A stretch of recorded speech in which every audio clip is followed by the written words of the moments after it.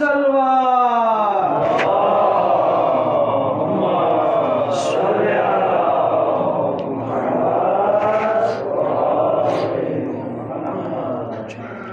علیکم ورحمۃ اللہ وبرکاتہ۔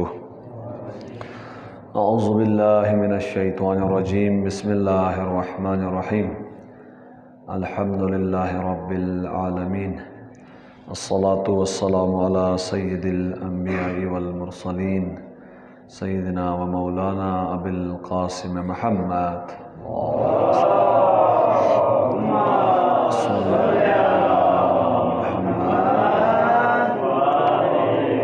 وآلہ الطیبین الطاہرین المعصومین الذین اذهب اللہ عنہم الرجس وطہرہم تطہیرا۔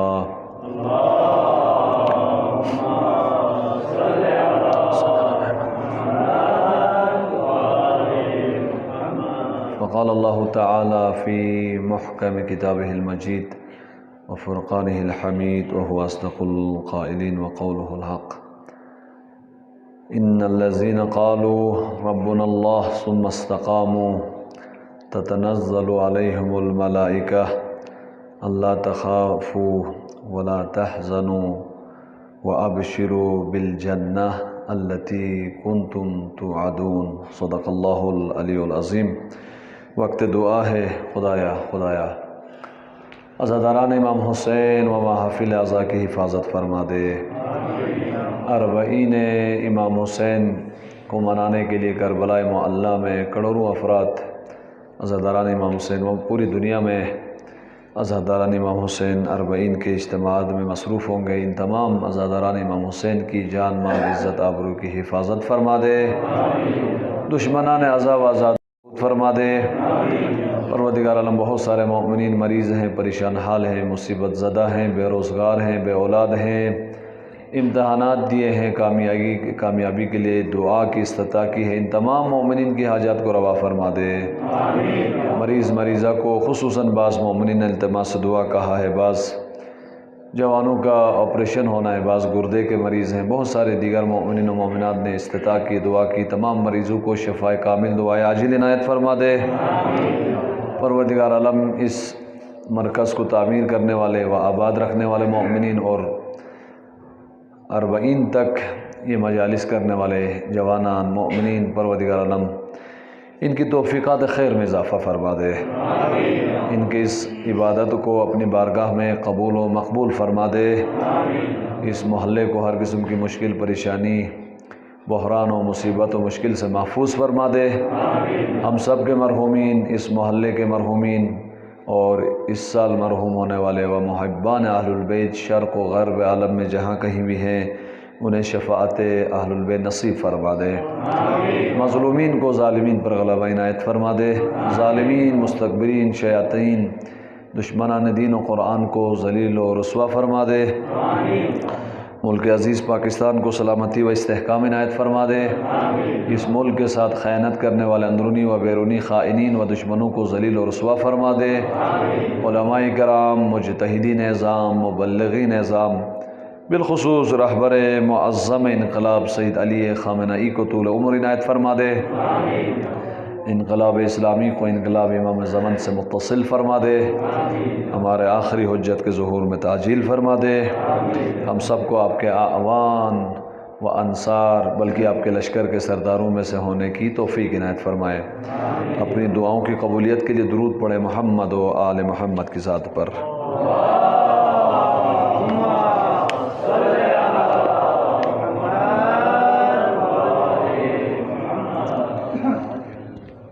آج آخری مجلس ہے اس سلسلے کی، تو میں اولاً معذرت خواہ ہوں۔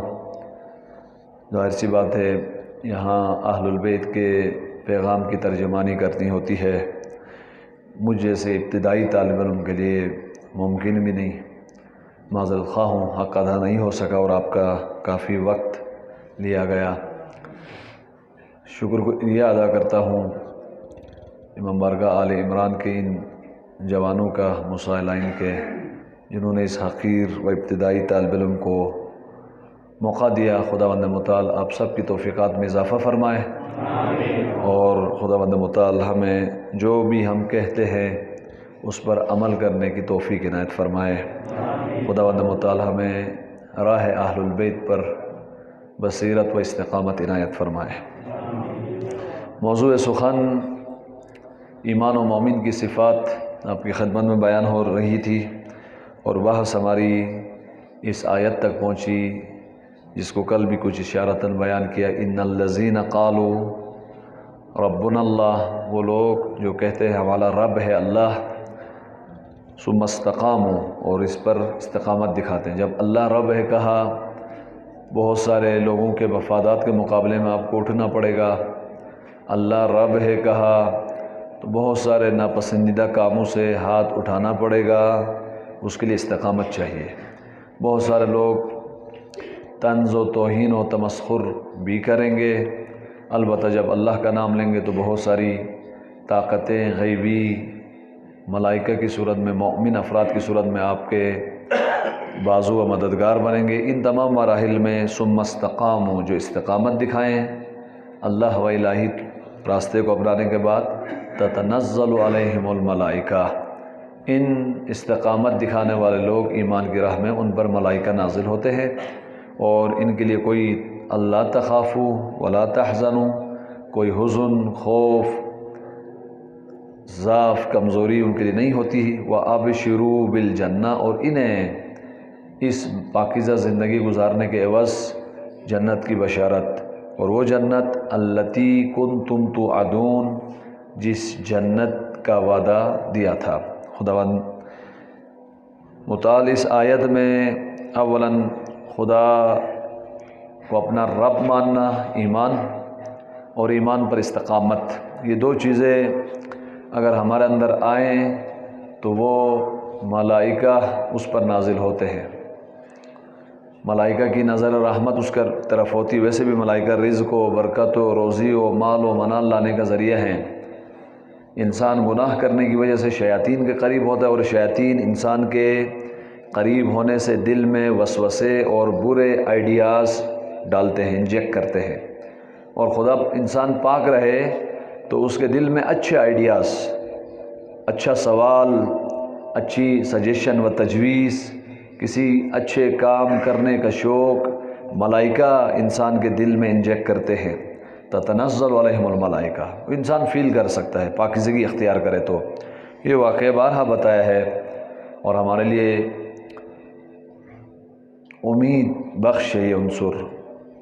یہاں جگام کی مجالس میں نے بارہا اس کردار کو بتایا ہے۔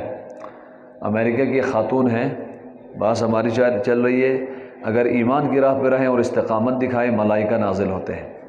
امریکہ کی ایک لڑکی خود کہتی میں فساد و فحشا کے ماحول میں تھی، گناہ کے ماحول میں تھی، شراب و رقص و موسیقی، اور ظاہر اس طرح کے ماحول ملتا ہے بعض لوگوں کو، اس ماحول میں تھی، لیکن زینب کبریٰ کو پڑھ کر میں متاثر ہو گئی، اور زینب نے مجھے متاثر کیا، اور میں امریکہ میں رہ کر حجاب کی عاشق ہو گئی۔ میں نے حجاب اور حیا کو تھاما۔ پھر میرے بھائی نے بھی مجھ پر طنز کیا، میری سہیلیوں نے بھی طنز کیا، یہ کیا چیز پہن لی، آپ تو عقل ماندہ ہو گئی۔ جیسے بعض جوان مسجد کی طرف علماء کے قریب ہوتے ہیں تو کہتے ہیں یہ بھی مولوی بن گیا، اور ڈرپوک جوان ڈر جاتے ہیں، یا تو چھپ چھپ کے مسجد میں جاتے ہیں یا جانا ہی چھوڑ دیتے ہیں۔ یہ بزدلی ہے نا، دین کی راہوں میں جو بھی کہے، کوئی شاباش دے یا نہ دے، جب پتہ لگا یہ حق کا راستہ، استقامت دکھاؤ، کیوں گھبرائیں؟ شرمندہ وہ ہوں جو گناہ کی راہ میں ہیں، شرمندہ وہ ہوں جو منشیات کی راہ میں ہیں، شرمندہ وہ ہوں جو اپنے فرائض انجام نہیں دیتے، جو فرائض انجام دیتا ہے وہ کیوں شرمندہ ہو۔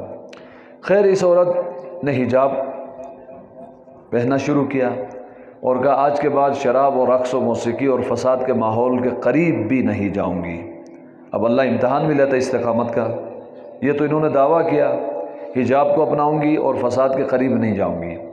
ان کے بھائی کی ہوئی شادی، ظاہر ہے بھائی کی شادی ہے تو اس کے اپنے گھر میں ہے، اس کو دعوت دی گئی تو کہا بھائی کی شادی میں نہیں جاؤں گی۔ کیوں؟ اس میں شراب ہے، رقص ہے، موسیقی ہے۔ کہا اگر مجھے بلاتے ہو میرے بھائی تو ان ناپاک چیزوں کو دور کرو۔ اس نے کہا یہ تو ہمارے سٹیٹس کی علامت ہیں، فساد کو، بے دینی کو سٹیٹس اور ماڈرنزم کا نام دیا جاتا ہے۔ ان سے ہم پیچھے نہیں ہٹ سکتے۔ کہا پھر میں اس شادی میں نہیں آ سکتی۔ وہ شادی جس میں فساد ہو، جس میں موسیقی ہو، جس میں رقص ہو، یہ تباہی ہے، نابودی ہے، میں قریب نہیں جا سکتی، کیونکہ میں نے زینب سے وعدہ کیا ہے، میں نے زینب سے حیا اور حجاب دونوں کو لیا ہے۔ اب یہ انٹرویو میں کہتی ہے میں نے اپنے حجاب کو تھامے رکھا، انٹرویو میں کہتی ہے قرآن کی آیات پڑھ کر کہ خدا نے فرمایا ہے اگر انسان ایمان کو اپنائے تو اس پر ملائکہ نازل ہوتے ہیں۔ یہ کہہ رہی ہے جب سے میں نے حجاب کو اپنایا ہے میں اپنی آنکھوں سے ملائکہ میرے ارد گرد نازل ہونے کو دیکھتی ہوں، فیل کرتی ہوں، ملائکہ کے وجود کو فیل کر رہی ہوں۔ مجھے اتنا پاک کیا، مجھے اتنا ملائکہ کے قریب کیا، میں اپنے ارد گرد ملائکہ کو فیل کر رہی ہوں، اور ان ملائکہ نے، وہ خود کہہ رہی ہے، یہ عجیب ہے کہ ایک دن کسی نے سوال کیا، طنز کیا، یہ کیا حجاب پہنا، یہ تو رکاوٹ ہے، تو اس وقت ملائکہ نے میرے ذہن میں یہ جواب ڈالا حجاب رکاوٹ نہیں ہے، میری بندگی کا تاج ہے، میری طرف ناپاک نگاہیں جو اٹھتی ہیں ان کی راہ میں رکاوٹ یہ حجاب ہے۔ میں اس پاکیزگی کے حجاب کو، میری بندگی کے تاج کو، میرے افتخار کو چھوڑ نہیں سکتی۔ یہ دیکھیں امریکہ میں رہ کر ایک خاتون ایمان پر استقامت دکھائے تو ملائکہ کے نزول کو وہ فیل کرتی ہے، ملائکہ کے وجود کو فیل کرتی ہے، اور ملائکہ اچھے اچھے آئیڈیاز ان کے ذہن میں ڈال دیتے ہیں۔ جوانان عزیز، بس مومن کی ایک صفت ایمان اور ایمان پر استقامت۔ جب آپ نے ایمان کا کہا پھر امتحانات شروع ہوتے ہیں، اس استقامت کو توڑنے کے لیے بہت سارے شیاطین آپ پر حملہ آور ہوتے ہیں۔ بس استقامت اگر دکھائیں تو انسان غیر معمولی بنتا ہے، قیمتی بنتا ہے۔ اگر قیمتی بننا چاہتے ہیں اللہ کی بارگاہ میں، اللہ کے حضور میں، ایمان اور اس پر استقامت۔ خوب، یہ تو ہوا نظریہ، تھیوری، اب پریکٹیکل بات کریں۔ کبھی کوئی ایسا بندہ ہوا ہے عالم اسلام میں؟ ایک تو اسی خاتون کا اسوہ بتایا جو ایک عام امریکہ کی، دوسرا چونکہ آج آخری مجلس ہے، انقلابی ترین اصحاب کا تذکرہ ہو رہا ہے آپ کی خدمت میں، اور ان اصحاب کو آپ نے ڈیٹیل کے ساتھ پڑھنا ہے۔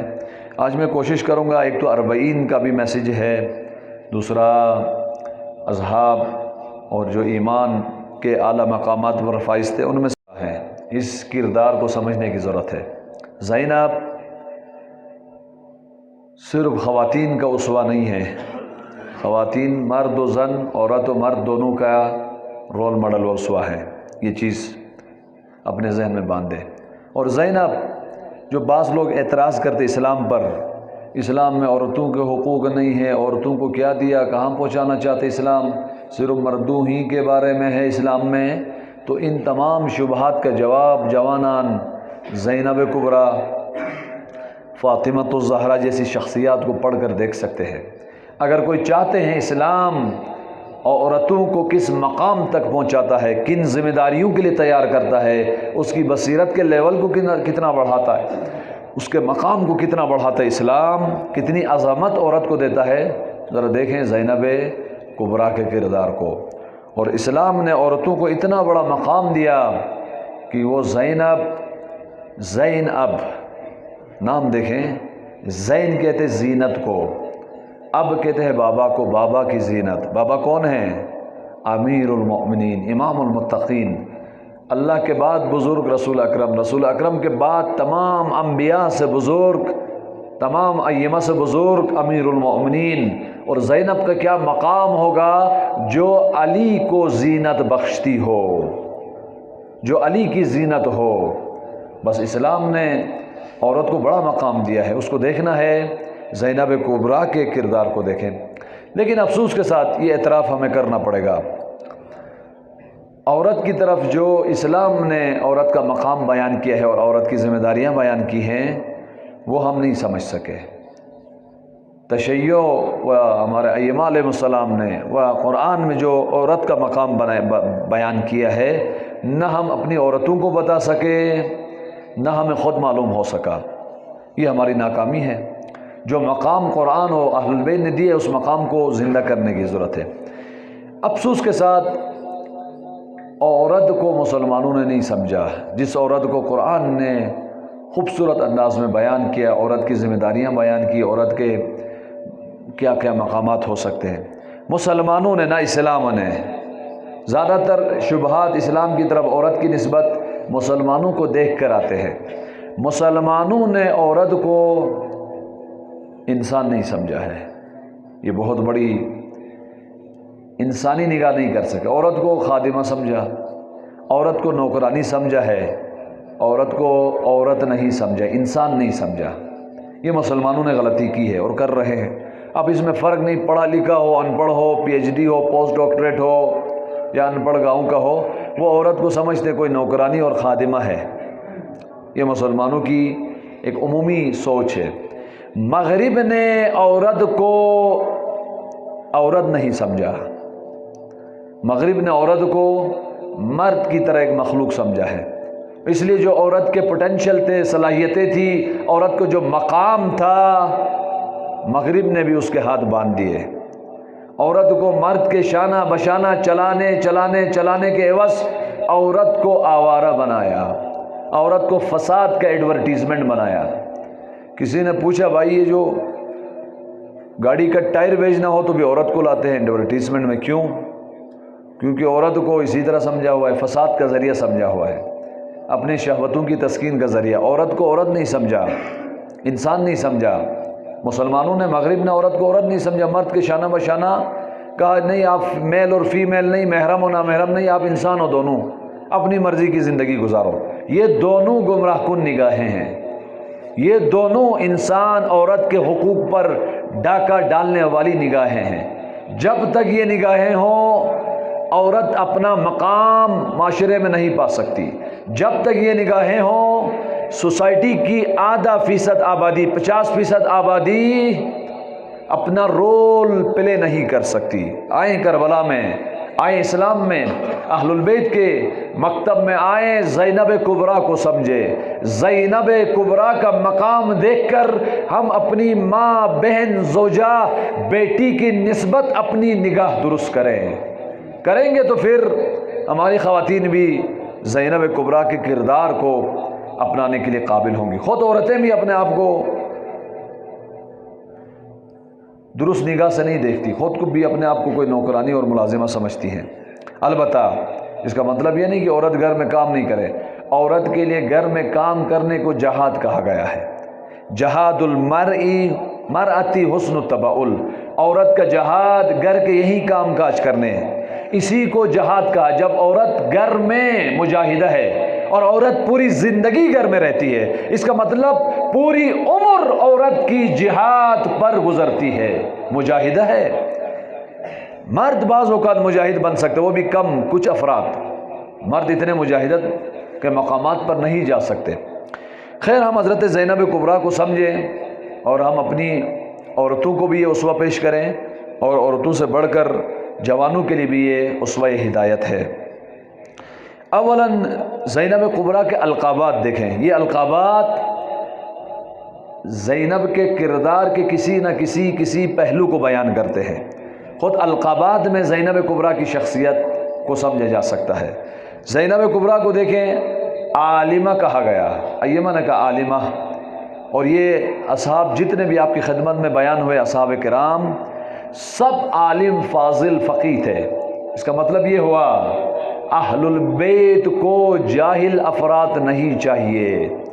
اہل البیت کو عالم، فاضل، باشعور، علم و معرفت کے اوج پر فائز افراد چاہیے.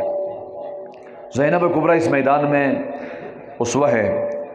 عارفہ کہا گیا آپ کو، یعنی اللہ کی معرفت و اللہ کے عشق و معرفت کے اوج پر فائز تھی زینب کبریٰ. فاضلہ کہا گیا، فاضل یعنی فضل و فضائل و کمالات اور الہی خصوصیات سے پر تھا آپ کا وجود، فضل و کرامت سے. کاملہ کہا گیا، کامل ہیں آپ، جس میں کوئی نقص نہیں ڈھونڈ سکتا انسان. شجاعت دیکھیں اس کے اوج پر، خطابت دیکھیں اس کے اعلیٰ مقامات پر، تقوی دیکھیں اتنے اعلیٰ مقام پر زینب کا تقوی و اللہ کے ساتھ رابطہ. جب حسین شہید ہونے کے لیے جا رہے ہیں، زینب سے ایک ریکویسٹ کی، زینب میں شہید ہونے کے لیے جا رہا ہوں، اپنی نماز شب میں مجھے یاد رکھنا. معنویت، عبادات کا شوق. کن حالات میں؟ زینب ابھی تو اسیر ہو رہی ہیں، لیکن فرمایا میری بہن عبادات کی اتنی عاشق ہوں گی، ان سخت حالات میں بھی واجب نماز تو کیا، نماز شب کو بھی نہیں چھوڑے گی. اور امام سجاد نے فرمایا میری پھپھی اماں نے، میں گواہ ہوں کربلا کے ان سخت مسائل میں زندان میں سختیوں میں نماز شب کو کبھی بھی نہیں چھوڑا، پڑھتی رہی اور کھڑے ہو کر پڑھتی رہی. صرف ایک مرتبہ زینب کھڑے ہو کر نماز نہیں پڑھ سکی. جب 3 دن تک جو کھانا پانی ملتا تھا خود نہیں پی کر بچوں کو پلاتی رہی، اور اتنی ضعیف ہوئی، ادھر سے اتنے اذیتیں، ٹارچرز، ظلم کہ زینب اس دن نماز شب بیٹھ کر پڑھتی ہیں. بس عبادات کی عاشق ہے زینب. راز معلوم ہو گیا ان زینب کی عظمت کا. آپ کا رابطہ عبادات کے ساتھ، عشق خدا کے ساتھ رابطہ، یہ زینب کو با کمال غیر معمولی عورت، کاملہ عورت بناتا ہے، کاملہ عورت. اور ایک بہت خوبصورت عنوان، بہت خوبصورت، اس میں زینب کبریٰ کے کردار کی کل کردار کو بتایا. کتنی عظیم ہے. عقیلہ بنی ہاشم کہا گیا. بنی ہاشم جس میں امیر المومنین و رسول اکرم و امام حسن و امام حسین و حضرت زہرا علیہم السلام جیسے ہیں. اس عقل و علم و شعور کے خاندان کا عقیلہ زینب کبریٰ ہے. اور ایک اور خوبصورت عنوان عابدہ آل محمد. آل محمد، وہ جو عبادات کی تعلیم دنیا کو آل محمد و اہل البیت نے سکھایا. اور زینب اس عبادت گزار خاندان کا بھی فخر ہے، عابدہ آل محمد ہے. یہ کوالٹیز ہیں زینب کبریٰ کی. ایک اور اہم کوالٹی جو علماء کرام نے بیان فرمایا ہے زینب کبریٰ کی، ایک اہم صفت، آپ آئینہ تمام صفات امیر المومنین ہیں. آئینے کا کام کیا ہے؟ دکھانا ہے. زینب نے اپنے وجود کو امیر المومنین کی کوالٹیز و صفات کو دکھانے کا آئینہ قرار دیا. یعنی جو صفات آپ کو علی مرتضیٰ میں نظر آئیں گی، وہ صفات زینب نے اپنے اندر ایجاد کی. اگر امیر المومنین نماز شب کے عاشق ہیں، زینب کی نماز شب دیکھیں، قضا نہیں ہوتی. امیر المومنین دعاؤں کے عاشق ہیں، زینب کبریٰ بھی دعاؤں کی عاشق ہیں. اور بڑھ کر جوانان عزیز، امیر المومنین کا خوبصورت جملہ ہے، خدایا میں نے تجھے ہر چیز سے پہلے تجھے دیکھا، پھر اس چیز کو دیکھا دنیا کی، ہر چیز کے ساتھ تجھے دیکھا، ہر چیز کے بعد تجھے دیکھا. یعنی اس کائنات کے جس ذرے کو بھی میں دیکھ لوں، اے خدا اس ذرے کو دیکھنے سے پہلے مجھے خدا نظر آتا ہے. یعنی الہی نگاہ، یہ نگاہ ہے امیر المومنین کی. اب اس نگاہ کو ذرا زینب کے آئینے میں دیکھیں. جب اس لعین نے نمک پاشی کی، زینب آپ لوگ اللہ اللہ اللہ اللہ کہتے ہو، کربلا میں اللہ کو کیسا پایا؟ یہاں علی کی اس صفت کو برملا کیا، ما رأیت الا جمیلا. میں نے کربلا کی ان سختیوں کو بعد میں دیکھا. میں نے کربلا میں حسین کا سر نوک نیزہ پر اٹھتے ہوئے بعد میں دیکھا. پہلے میں نے کربلا میں حسین خدا کو دیکھا ہے، زیبا خدا کو دیکھا ہے. علی کی صفات کی آئینہ زینب کبریٰ ہے. یعنی باپ کے سامنے تسلیم خم، جو باپ کی کوالٹیز تھی، اس بیٹی نے ان کوالٹیز کو اپنے اندر ایجاد کیا. یہ تو معنوی تقوی کی کوالٹیز تھی. اب زینب کے سیاسی موقف کو دیکھیں، انقلابی موقف کو دیکھیں زینب کو. یعنی زینب عبادت گزار بھی ہیں، زینب معرفت کے اوج پر بھی ہیں، زینب علم و فضائل کے اعلیٰ مقامات پر بھی ہیں، اور زینب اہل البیت امیر المؤمنین کے انقلابی ترین اقدامات کا بھی اسوہ ہیں، رول ماڈل ہیں۔ امیر المؤمنین کے کلام میں آپ دیکھیں، نہج البلاغہ پڑھیں جوانان، تو بنو امیہ پر سخت ترین حملے، بنو امیہ کی شیطانی فکر کو بنیادوں سمیت جس ہستی نے اکھاڑ کر ان کے شیطانی و کھوکھلے پن کو دکھایا ہے وہ امیر المؤمنین ہے۔ اگر چاہتے ہو بنو امیہ کے جرائم اور ان کی فکر کے اندر کتنی شیطنت و زہر موجود ہے، نہج البلاغہ دیکھیں، بنو امیہ کی اس شیطانی سیاست کو رسوا کیا امیر المؤمنین نے، اور یہی منطق، یہی شجاعت، یہی سیاسی بصیرت زینب نے امیر المؤمنین سے لی۔ اگر چاہتے ہیں یزید و بنو امیہ کو رسوا کرنا، اور کیسے کیا؟ زینب کے خطبات کو ذرا دیکھیں، زینب کے خطابت کو ذرا دیکھیں، ان خطبوں میں لوگوں کو علی کا لہجہ نظر آتا ہے، ان خطبوں میں لوگوں کو علی کی فکر، علی کی بصیرت، علی کی شجاعت نظر آتی ہے۔ ان خطبوں نے بھی زینب کے بنو امیہ و یزیدی شیطانی فکر کی بنیادوں کو اکھاڑ کے پھینک دیا ہے۔ بس یہ انقلابی ترین بیٹی ہیں حیدر کرار کی۔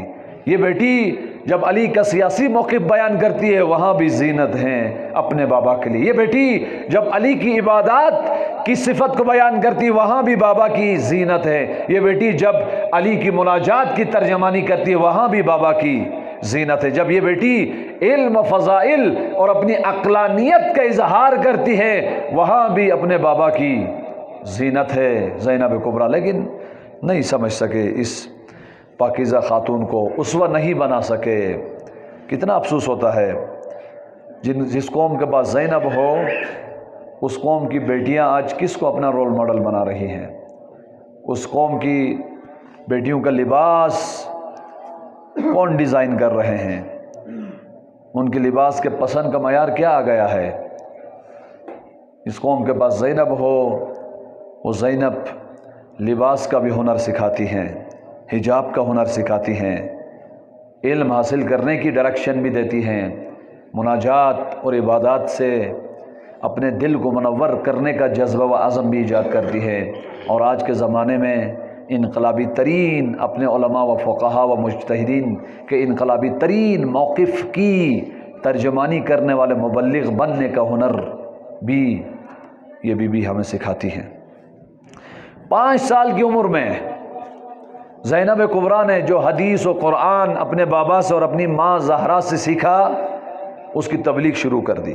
5 سال میں دین کی خدمت شروع کر دی، اور آخر عمر تک شاعرہ بھی تھی، شاعری کی، لیکن شاعری نہ سلانے کے لیے، شاعری نہ پیشوری کے لیے، شاعری بیداری کے لیے، شاعری بنو امیہ کے جرائم کو برملا کرنے کے لیے، شاعری بنو امیہ کے خلاف قیام کرنے والی قوم کے اندر جذبہ و شجاعت ایجاد کرنے کے لیے شاعری زینب نے کی۔ امام حسین و اہل البیت کی فکر کی حقانیت کو شاعری و ہنر کی زبان میں لوگوں کے ذہنوں تک منتقل کرنے کے لیے، یعنی شاعری وظیفہ ہو گیا، شاعری بھی عبادت ہو گئی، شاعری بھی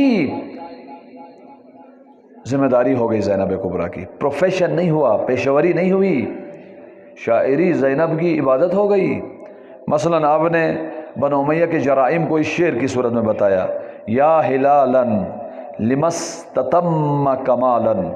امام حسین کو 14ویں کے چاند کی مثال دی آپ کے سر اقدس کو، اے حسین، اے چاند سے ٹکڑے حسین، تیرے سر کو کس نے قلم کیا؟ یعنی بنو امیہ کی قتل و ظلم و جنایت کی داستان کو لوگوں کے سامنے شاعری کی صورت میں بیان کر رہی ہے۔ آج ہمارے نوحہ خانوں کے لیے، شعراء کے لیے نوحہ خانی یعنی نوحہ خانی شہرت کا ذریعہ نہ ہو، مال کمانے کا ذریعہ نہ ہو، ایکشن بازی کا ذریعہ نہ ہو، اپنے لمبے لمبے بالوں کو دکھانے کا ذریعہ نہ ہو۔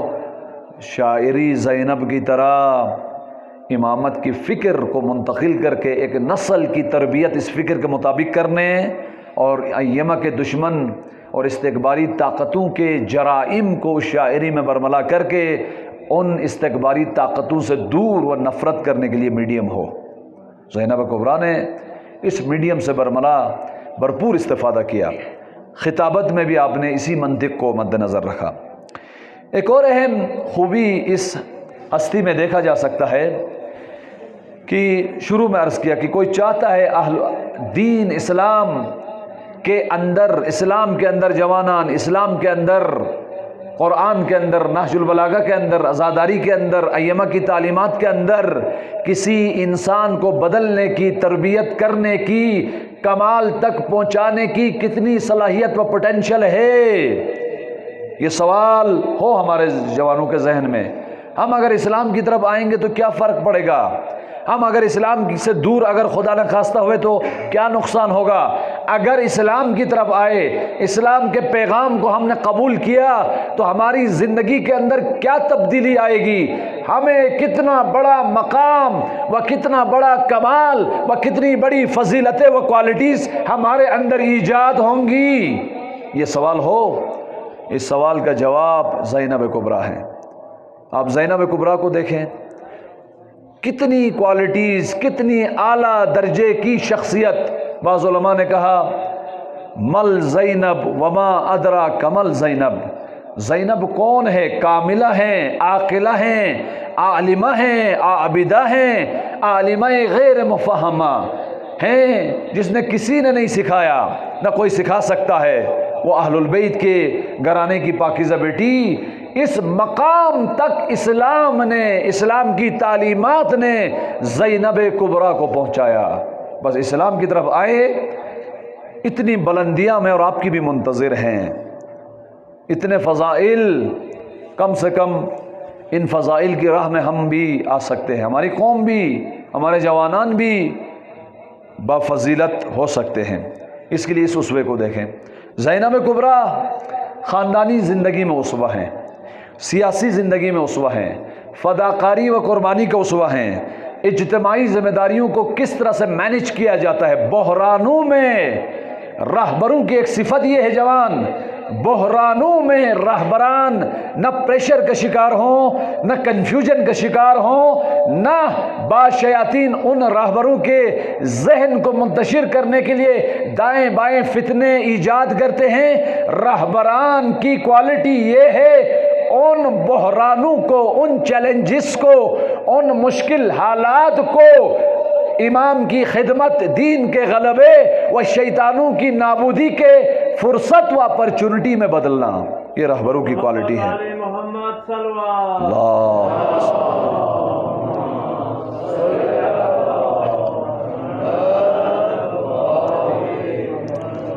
زینب کبریٰ یہاں بھی اسوہ ہیں، بحرانوں کو اپرچونٹی میں بدلنا، یہ رہبروں کی کوالٹیز ہیں۔ ذرا دیکھیں بحران کیا تھے۔ بحران حسین جو امام برحق مارے گئے، عباس جن کے بازو تھے علمدار مارے گئے، پوری فورس مارے گئے، سب کو مارا، اور اس کے بعد پیغام کو اغوا کرنا چاہ رہے ہیں۔ حسین کو شہید کرنے کے بعد حسین کے کربلا کے پیغام کو بنو امیہ اغوا کر کے اپنی مرضی کے مطابق حسین کے قتل کی تفسیر کرنا چاہ رہے تھے۔ بنو امیہ نے یہ تیاری کی تھی، کربلا عاشور تک آدھا مرحلہ ہے، یہ گام اول کربلا ہے، یہ پہلی قسط ہے۔ عاشور سے 40 تک کربلا کا دوسرا حصہ ہے۔ عاشور سے 40 تک مشکلات ہی مشکلات، اور پیغام کو اغوا کرنے کے لیے بنو امیہ نے جعلی درباری علماء بھی تیار کیے تھے، نام نہاد اسکالرز بھی تیار کیے تھے، اس وقت کا میڈیا بھی تیار کیا تھا، اور یہ پیغام دینا چاہ رہے تھے حسین کا مرنا کمال نہیں ہے، ان کی قسمت میں لکھا تھا مرنا، اور یزید کا مارنا جرم نہیں ہے، اللہ نے اس کی قسمت میں لکھا تھا، سارا قصور اللہ کا ہو گیا۔ بنو امیہ کو بچاتے بچاتے بعض احمق اللہ کو بھی مشکوک بناتے ہیں، اتنے گر جاتے ہیں، اور یہی تیاری کی تھی۔ زینب نے اس بحران کو، اس چیلنج کو، اس مشکل کو، اس حساس مرحلے کو دین کی تبلیغ اور یزید کی رسوائی کی اپرچونٹی میں بدلا۔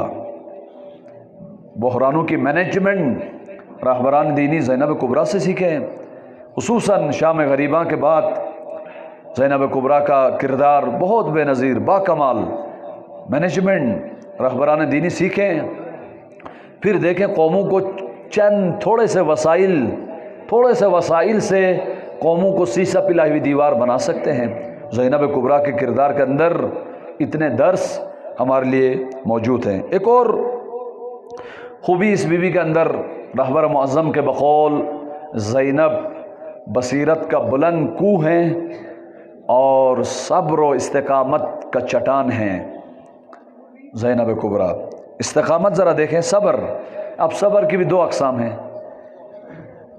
ایک صبر عیسائیوں کا صبر ہے، عیسائیوں نے کچھ تعلیمات، البتہ انحرافی تعلیمات، حضرت عیسیٰ کی نہیں، حضرت عیسیٰ کی تعلیمات کو بگاڑ کر، انحراف لا کر، ان کی روح نکال کر، صبر کا مطلب عیسائیوں میں یہ ہے کہ کوئی آپ کے دائیں رخسار پہ تھپڑ مارے ظالم، کوئی مستکبر شیطان، تو آپ اگلا گال بھی سامنے لاؤ، ادھر بھی مارو جی، تاکہ آپ کو زحمت نہ ہو گھوم کے آنے کی زحمت نہ ہو، میں اپنا گال آپ کے سامنے لاتا ہوں۔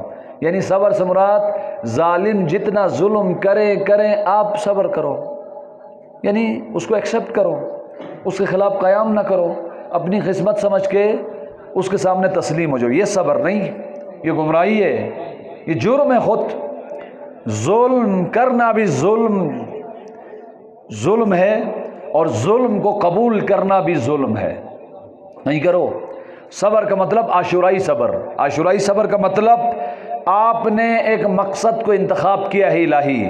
زینب کا مقصد یہ ہے کربلا کے پیغام کو ان لوگوں کے ذہنوں تک پہنچانا ہے جنہیں یزیدی میڈیا نے غافل رکھا ہے، اور انہیں گمراہ کن خبریں دے کر انہیں اہل البیت سے دور رکھا ہے۔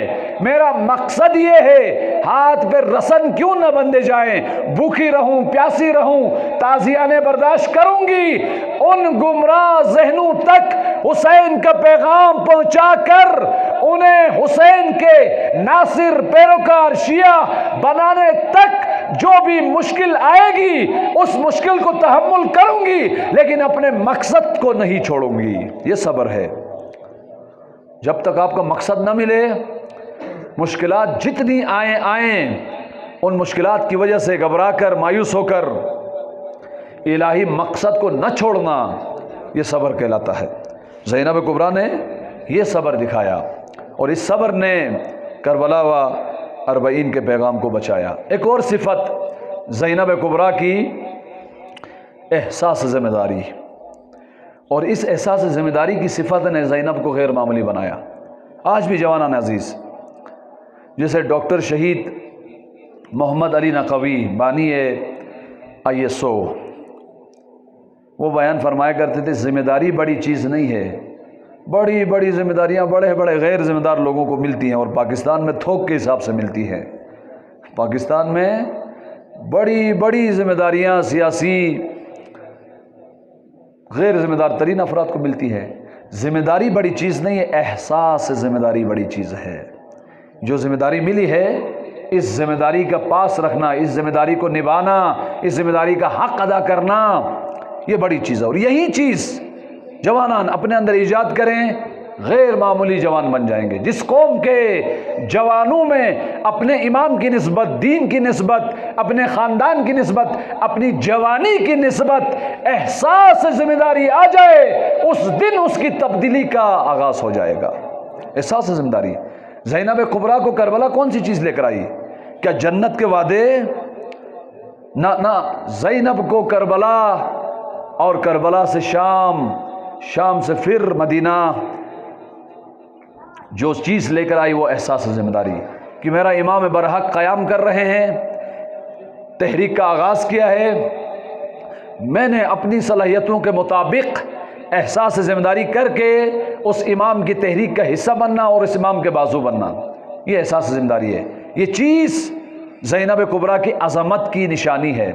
لیکن ہم جس الٹے معاشرے میں رہتے ہیں آج، لا تعلق انسان کو مفکر سمجھتے ہیں، لا تعلق انسان کو انٹلیکچوئل سمجھتے ہیں، یعنی حق و باطل کے میدان میں لا تعلق جو رہے اور باہر بیٹھ کر واعظ و نصیحت کریں، جی حق و باطل والے آپ لوگ نہ لڑیں، امن کی بات کریں اور ترقی چاہیے، اس طرح کے شیطانی دماغ ہمیں مفکر نظر آتے ہیں۔ مثلا کوئی خائن منافق آ کر امام زمن کی توہین کرے، اس کے ریئیکشن میں ہمارے علماء کرام جواب دیں تو بعض احمق لا تعلق نہ حق کی طرف ہے نہ باطل کی طرف ہے، اتنے بزدل ہیں نہ کھل کر حق کا ساتھ دے سکتے ہیں نہ کھل کر باطل کا ساتھ دے سکتے ہیں۔ نفاق کا چہرہ پہن کر اوڑھ کر لباس نفاق اوڑھ کر مشورے دیتے ہیں، جی آپ بھی ان کے ساتھ ہو جاؤ، وہ آپ کو تحمل کریں آپ ان کو تحمل کریں۔ لا تعلقی مفکرین بن جاتے ہیں، نہ کربلا میں لا تعلق کوفی بن جاتے ہیں۔ کربلا میں لا تعلق کو زینب نے کہا تمہیں حسین پر رونے کا حق نہیں ہے، تم اپنی پستی، اپنی منافقت اور اپنی بزدلی پر رو۔ کسی بزدل کو حسین جیسے شجاع امام، کسی غیر ذمہ دار کو حسین جیسے ذمہ دار امام پر رونے کا حق حاصل ہی نہیں ہے۔ احساس ذمہ داری۔ اب آپ دیکھیں زینب کبریٰ کی احساس ذمہ داری دیکھیں، اس کے اثرات دیکھیں۔ جب آپ کا نکاح ہوا، زینب کبریٰ کا نکاح ہوا، اس میں بھی امامت کی تحریک کو مد نظر رکھا۔ کتنی پاکیزہ بی بی۔ جب نکاح ہوا، ہم نکاح میں پتہ نہیں پٹاخے اور میوزک اور کیا سے کیا چیزیں، ہندوستان کی رسومات، ویسٹرن سوسائٹی کی رسومات، اپنے گلی محلے کی رسومات کو ایڈ کر کے سمجھ دیں آج معراج پہ فائز ہو گئے۔ نہ، زینب سے سیکھیں اپنی شادیوں کی اصلاح، زینب سے سیکھیں۔ شادی گرانے کی بنیاد ہے، پہلی اینٹ ہے۔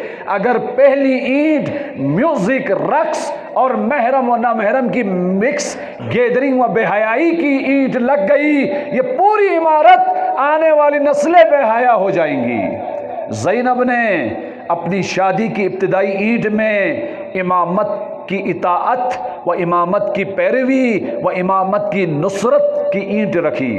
جب نکاح ہوا شرط رکھی، بھائی حسین میں اپنے نکاح میں یہ شرط رکھتی ہوں کہ جب بھی میرا حسین کسی اعلیٰ مقصد کے لیے قیام کرے تو میں گھر نہیں بیٹھوں گی، میں حسین کا بازو بن کر اس حسین کی نصرت کے لیے جاؤں گی۔ اگر یہ شرط پسند ہے تو میں شادی کروں گی۔ زینب کبریٰ کے شوہر نے مان لی یہ شرط قبول۔ اے زینب، جب امام حسین قیام کریں گے آپ کو جانے کی اجازت ہوگی، اس وقت اجازت لینے کی بھی ضرورت نہیں ہوگی۔ وہ شادی جو امامت کی نصرت کی راہ میں رکاوٹ ہو زینب قبول ہی نہیں کرتی، تو میں اور آپ کیسے قبول کر رہے ہیں؟ جو شادی، جو تعلیم، جو دوستی، جو عادتیں میں اور آپ کو حسین جیسے مولا کی اطاعت کے میدان سے باہر نکال رہی، کیوں قبول کر رہے ہیں؟ زینب سے سیکھیں اپنی تعلیم و شادیوں کی اصلاح کیسے کی جاتی ہے۔ اور اس کے بعد زینب کربلا آتی ہیں، احساس ذمہ داری دیکھتی ہیں ہدایت کا امام قیام کر رہا ہے، دین کو بچانے کے لیے قیام کر رہے حسین ابن علی، بس میں آؤں گی، اکیلے نہیں 2 بیٹے لے کر آئی، ایک کو شوہر کی جانب سے قربان کیا اور دوسرے کو اپنی جانب سے قربان کیا۔ اور اتنی احساس ذمہ داری، زینب اپنے بیٹوں کے لاشیں آئے تو نہیں روئی۔ کیوں؟ اس لیے نہیں روئی تاکہ میرے امام حسین کا حوصلہ کم نہ ہو جائے۔ اے مولا، آپ کی اطاعت میں بیٹے کی قربانی کو بھی تحمل کر رہی ہوں۔ ایک مرتبہ درود پڑھیں، تھوڑا آگے آ جائیں۔ بر محمد و آل محمد صلوات۔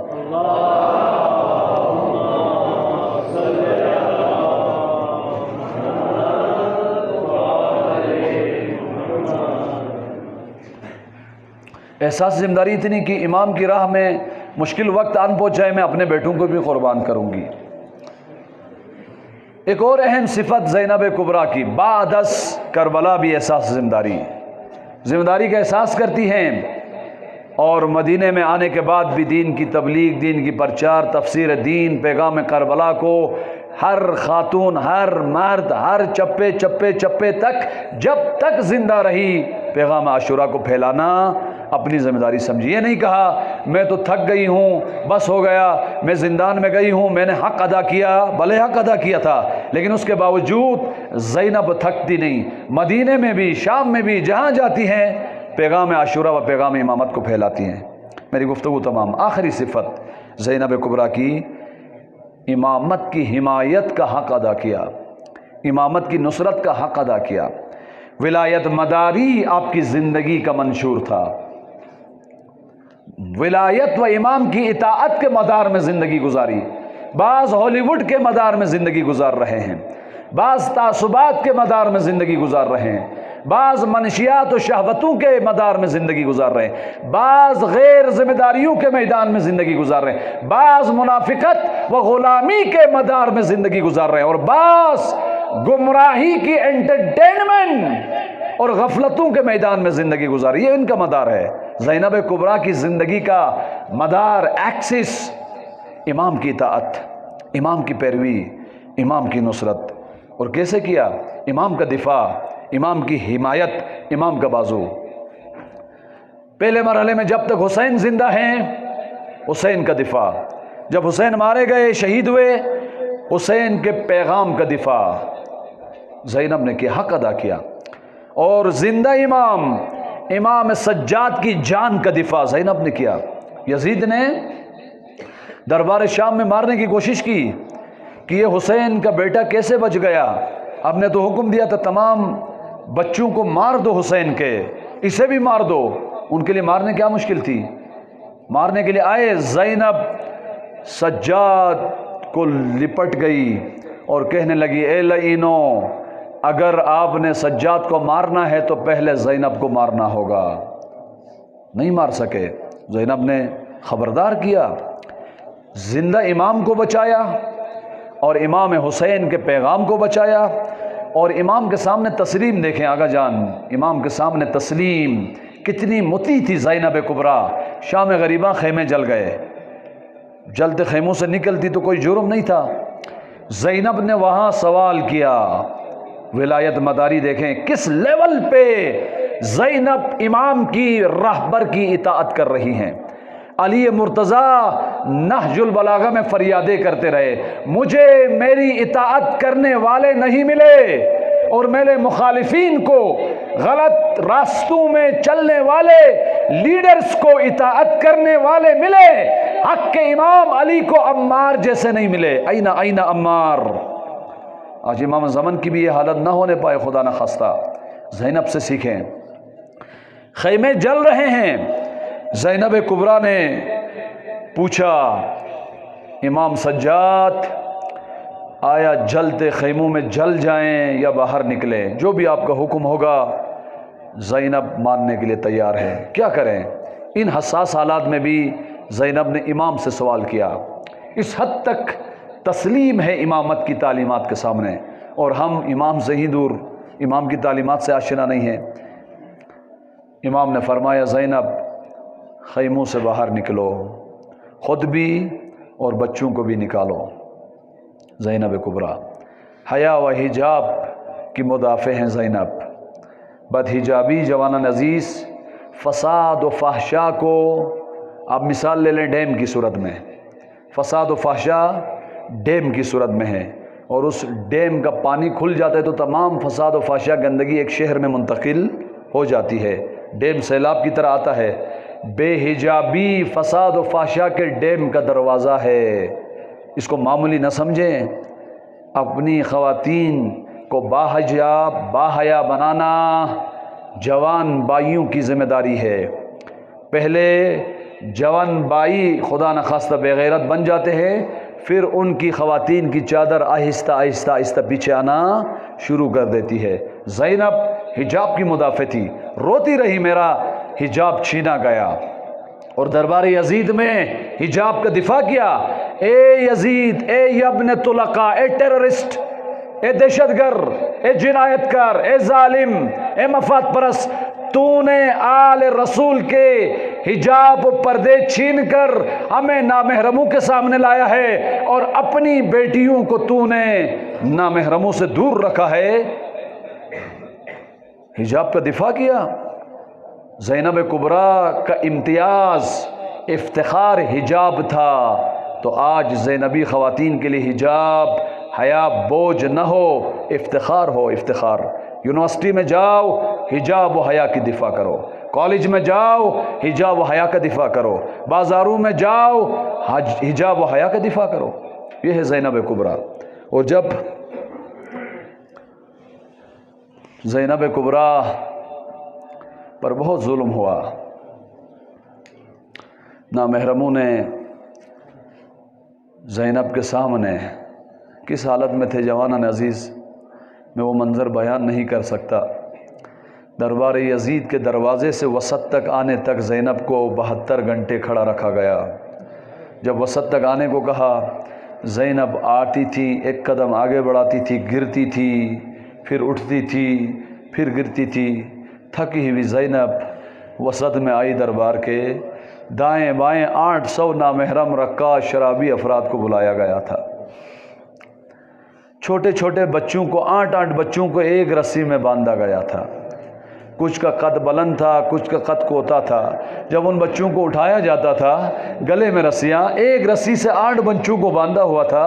جب ان کو اٹھایا جاتا تھا تو جو بلند قد کے تھے وہ تو اٹھتے تھے، جو چھوٹے بچے تھے جیسے کسی کو پھانسی دی جاتی تھی اس طرح لٹک جاتے تھے۔ سکینہ کو بابا کا سر ملانا، زندان شام میں اپنا گلا دکھا کے کہنے لگی، اے میرے بابا کے سر، مجھے رسیوں سے باندھا گیا، مجھے لٹکایا گیا، بعض اوقات میری سانسیں رک جاتی تھی۔ اس عالم میں زینب نے امامت کا دفاع کیا ہے، 40 کا دفاع کیا ہے۔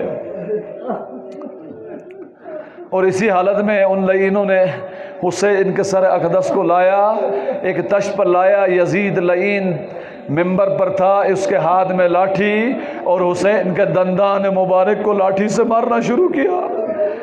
اور اس کے بعد نمک پاشی کی۔ زینب نے بلند ہو کے کہا، کیا یہاں کوئی مرد باقی نہیں بچا؟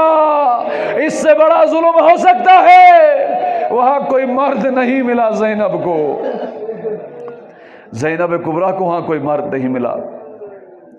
40 کے مصائب میں ایک مصیبت یہ ہے عزادارو کہ 14 محرم کو حسین ابن علی کے لاش اطہر کو امام سجاد نے دفنایا، لیکن سر نہیں تھا۔ لاش اطہر کو دفنایا، سر یزیدوں کے پاس تھا۔ آج 40 کے دن حسین شام سے کربلا آئے ہیں، بہت قیمتی سرمایہ لے کر آئے ہیں، ایک چادر لے کر آئے ہیں جو فاطمۃ الزہرا نے زینب کبریٰ کے لیے سیے تھا۔ وہ چادر لوٹی گئی تھی، سجاد نے مانگا، اے لعینوں بس وہ قیمتی چادر لوٹا دو جو میری دادی زہرا نے زینب کبریٰ کے لیے سی تھی، تم نے وہ چادر بھی لوٹ لی ہے۔ اور آج حسین کا سر اقدس لے کر سجاد کربلا آئے ہیں، اور کربلا میں حسین کے قبر اقدس میں حسین کے اس سر اقدس جس پر بہت ظلم ہوا، حسین کے بال بکھیرے گئے، رخسار پر تباچو کے نشان، دندان مبارک کو شہید کیا گیا، اس سر اقدس کو 40 کے دن امام سجاد نے کربلا میں دفنایا ہے عزادارو۔ بس یہ تمام مصائب زینب کبریٰ نے اپنی آنکھوں سے دیکھا ہے۔ بس میں ایک مصیبت بتاؤں گا کہ زینب نے کتنے بڑے مصائب دیکھے ہوں گے، ان مصیبتوں کو یاد کر کے صبر کپے کر امیر المومنین بھی زار و قطار روتے ہیں۔ جب علی زخمی ہوئے نا عزادارو، زخمی ہوئے، ابن ملجم نے زخمی کیا، امام حسن و امام حسین علیہ السلام رونے لگے۔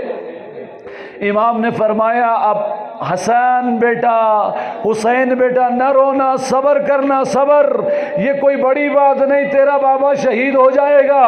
آپ نے صبر کا دامن نہیں چھوڑنا، آپ نے عباس کو بھی، زینب کو بھی کربلا تک لے کر جانا ہے۔ صبر صبر صبر بیٹا حسن حسین، نہیں رونا نہیں رونا، یہ رونے کا وقت نہیں، صبر کا ہے۔ اب آپ اندازہ کریں زینب کو کتنی مصیبتیں پہنچی ہوں گی۔ وہیں علی حسن حسین کو روتے ہوئے چپ کراتے ہیں، اتنے میں دروازے پر زینب آئی۔ زینب کے چہرے کو علی نے دیکھا، دیکھ کر خود زار و قطار رونے لگے، بلند بلند آواز کے ساتھ زینب کے چہرے کو دیکھ کر رونے لگے۔ یا امیر المومنین، ابھی تو زینب کی چادر نہیں چنی، یا علی زینب کے ہاتھ پر اثر نہیں، اے علی مرتضی زینب کی پشت پر تعزیانے نہیں، اے علی مرتضی زینب کو نامحرموں کی محفل میں نہیں لے جایا گیا۔ سلام و سجاد پر جلتے خیمے میں زینب کو دیکھا، زندان شام میں زینب کو دیکھا، تعزیانے پڑھتے ہوئے دیکھا، ہاتھ پہ رسن بندھے ہوئے دیکھا۔ اللہ لعنت اللہ علی القوم الظالمین، فسیعلم الذین ظلموا ای منقلب ینقلبون۔